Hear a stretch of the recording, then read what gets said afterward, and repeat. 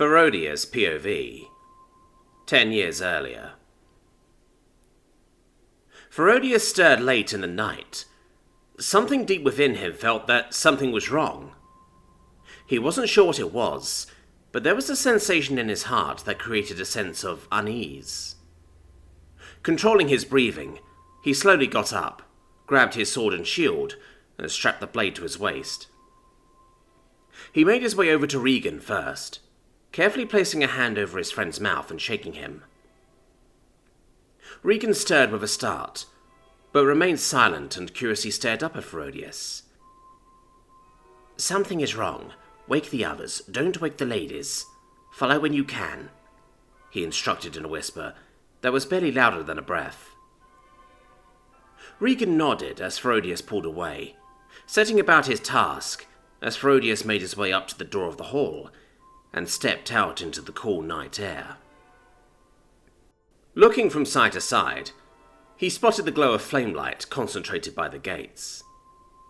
It seemed to be far too bright for the 2 torch sconces he saw on his way in. Straining his ears, he could hear chattering too, crude language and laboured breathing.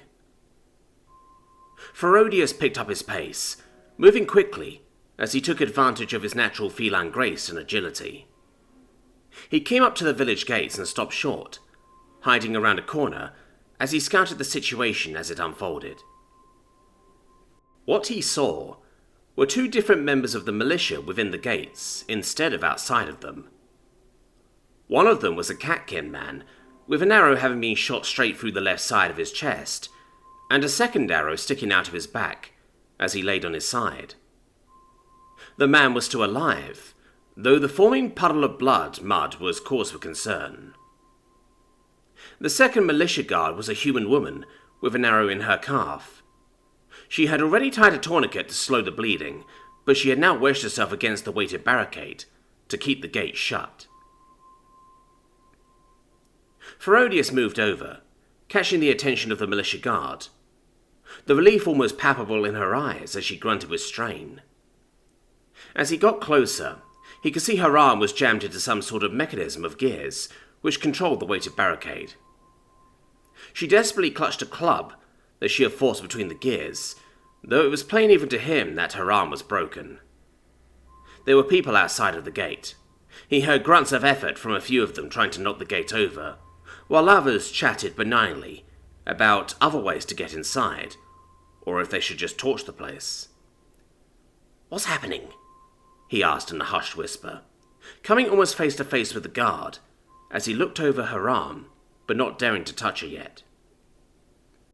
She sucked in a pained breath, but spoke softly as she looked up at Ferodius. "They just started shooting at us without any warning. I think they're taking their time since I wasn't able to raise the alarm," she explained quickly, grunting and shuddering as they attempted to knock the gate over again with little success. "I heard one of them ask about what they were going to do if the ones they're looking for aren't here," she mentioned, eyeing Ferodius knowingly as he nodded before looking around. "Is there another way out of here?"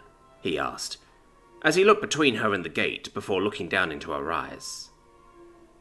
He could see the hope leave her eyes as she gritted her teeth before sighing, seemingly accepting her fate as she sighed and looked at the ground. "Over in the fields. One of the cattle got a little anxious and knocked over a section of the wall. You should be able to escape with the ladies that way," she explained, before grunting again as the gate creaked but held. Ferodius looked confused for a moment, before offering a smile as he patted the shoulder of her good arm. "We're not running away. We're going out and ambushing them from behind," he whispered as he pulled away. "A couple of my guys will be here in a moment. Do your best to hold out," he said, as he pulled away and hurried off back towards the community hall. His party comes out to meet him halfway there, looking sleepy yet alert, as Brazier was the first to notice all the flamelight by the gate. "What's going on, Roddy?" he asked, managing to have the tact to not shout or call out. Ferodius took a deep breath, centering himself before giving out his orders. We've got bandits at the gate. Very likely the group that kidnapped the ladies, he explained, before looking among them. Brazel, go to the village head's house and wake them. Get them to mobilize their militia. He then looked over to Danica and Monty, as Brazel immediately got moving. We've got injured. Get a couple of potions from my pack and help stabilize the Cat King guard. He's worse off, though keep an eye on the woman and see about closing her leg wound. He ordered Danica and Monty.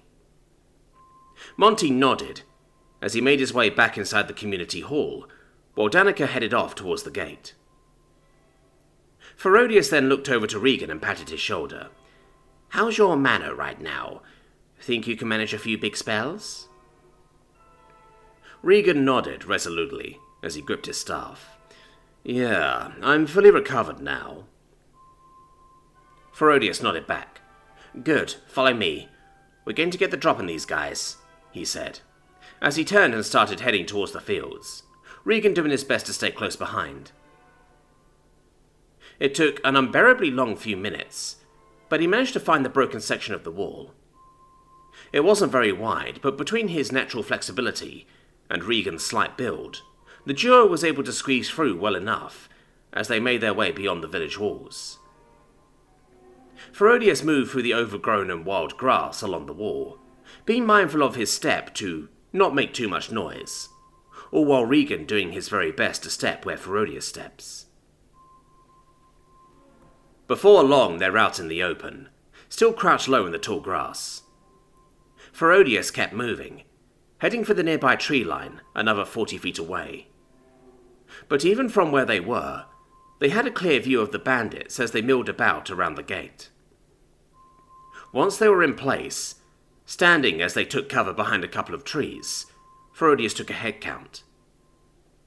All in all, they were badly outnumbered. There were at least 20 to 25 of those bastards there, and they looked to be shooting the shit, not even worried about any sort of possible resistance from a little nowhere village. A majority of them looked like small fry, though Ferodius could see that quite a few of them had decent-looking armor, and around 3 of them had what looked to be arcane focuses like a staff and a couple of wands. Damn, it's no wonder they were able to kidnap 3 ladies on their way back from a banquet, Ferodius considered quietly, before looking over at Regan. Think you can wipe most of them out? They have some magic uses of their own, he asked, though after a moment he couldn't help but smirk as Regan scoffed. You talk as if some third-rate criminal spellslingers are any sort of threat to someone like me, he mused, as he narrowed his gaze, the end of his staff starting to glow red, as he stepped out from behind the tree. Regan pointed his staff in the sky, as Ferodius watched a swirl of mana launch from the end of Regan's staff and into the sky, stopping in the air as it formed into fiery red clouds. With his arms starting to tremble and shake, Regan slammed his staff into the ground as it started to rain down balls of fire into the group of bandits, the ground rumbling as flames billow out from the impacts. Screams of fear and shock are cut short as people are flash-fried. If the village wasn't alerted to what was going on by now, everyone was undoubtedly awake by now. Regan wasn't done, raising his staff with both hands and swinging it in a horizontal slash. He swirled the billowing flames into a single ball of fire while checking to see who survived. Of the 3 mages, the one wielding a staff and one of the wand users managed to survive by throwing up a barrier of water, keeping a total of 6 other bandits alive after that fiery onslaught.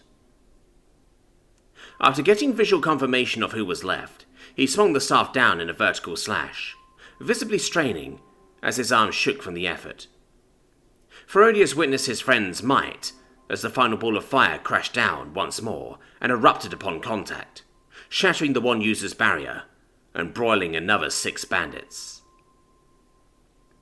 With that done, Regan slumped back against the tree he had originally been hiding behind, panting hotly as a layer of sweat formed all over his skin as he started sliding down to the ground and sat on the tree roots. Ferodius came over, patting Regan's shoulder as he flashed a small smile. Great work. You good? He asked, as he looked his friend over. Regan nodded, taking slow, deep breaths, before offering a half-hearted smile. Yeah, I'm fine.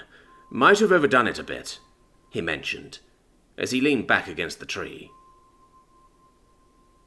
Ferodius smirked as he looked over at the remaining mage, and the especially well-armored bandit. Well, I don't know if you've overdone it, but all those guys over there are pretty well done, he mused grimly, as he pulled away. Regan groaned as he shook his head. Don't even get started. I'll be back on my feet in a minute or so. I should have enough in the tank to heal that guard you mentioned, and a few more tricks if needed, he explained breathlessly, as he leaned back into the tree. Ferodius nodded, as he made his way from the tree line and stepped out into the open, shield up and his sword drawn. Surrender. You're outnumbered. If you wish to see the sunrise, you will throw down your arms, Ferodius called out. The mage and the remaining bandits scowled, but they then looked to the charred remains of all their allies, before looking back to Ferodius. It didn't have to be this way. Just give us the Blackstone girl. That's all we need, and we'll leave in peace, the armoured bandit said, remaining confident for some reason, despite the wholesale slaughter of almost all his companions. All the while the mage slowly stepped behind the armoured bandit, as the staff tip started to glow.